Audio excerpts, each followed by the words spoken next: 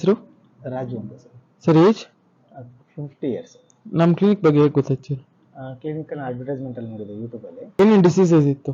Disease ಅಂತಂದ್ರೆ ಕಣ್ಣು ಮಂಜಾಗ್ತಿತ್ತು, okay ಪಾದ ಉರಿ ಜಾಸ್ತಿ ಬರ್ತಾ ಇತ್ತು, ಗ್ಯಾಸ್ಟ್ರಿಕ್ ಆಗ್ತಾ ಇತ್ತು. ಓಕೆ ಇಲ್ಲಿ ಬಂದಾಗಿಂದ ಒಂದೂವರೆ ಸೆಕ್ಷನಲ್ಲಿ ನಾನು 10 ವರ್ಷ ನನಗೆ ಶುಗರ್ ಇದ್ದಿದ್ದು.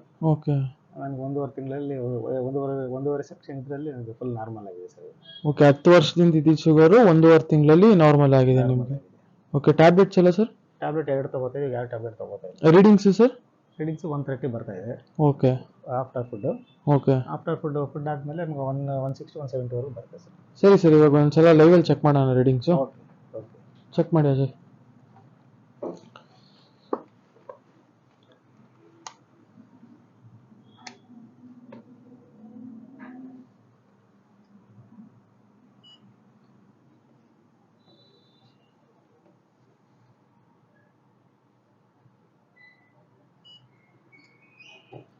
ಸರ್ ರೀಡಿಂಗ್ಸ್ ಎಲ್ಲ ಕರೆಕ್ಟ್ ಆಗಿದೆ, ಖುಷಿಯಾಗಿದ್ದೀರಾ? ತುಂಬ ಖುಷಿಯಾಗಿದೆ ಸರ್. ಓಕೆ ಕ್ಲಿನಿಕ್ ಬಗ್ಗೆ ಏನು ಹೇಳಕ್ಕೆ ಇಷ್ಟಪಡ್ತೀರಾ? ಕ್ಲಿನಿಕ್ ನನಗೆ ಕ್ಲಿನಿಕ್ ಇದೆ ಅಂತ ನನಗೆ ತುಂಬ ಖುಷಿ ಆಗ್ತಾ ಇದೆ.